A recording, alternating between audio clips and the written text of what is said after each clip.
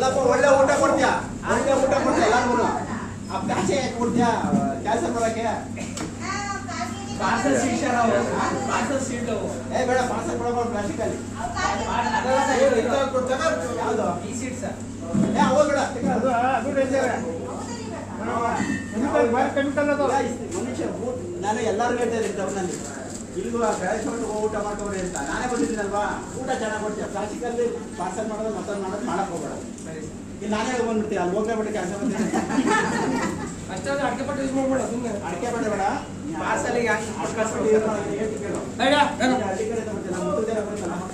ಅದಕ್ಕೆ ಪಾರ್ಸಲ್ ಮಾಡ್ಬೋದು ಅಲ್ಲೇ ಇಡ್ಲಿ ಎಲ್ಲ ಬರುತ್ತಲ್ಲಪ್ಪ ಅದನ್ನ ತಗೋ ಕಟ್ ಮಾಡು ಎರಡಾಗುತ್ತೆ ಅದು ಕೊಡು ಕಟ್ಟಡ ಅಲ್ಲಿ ಇಟ್ಟು ಅದನ್ನ ಕೊಡು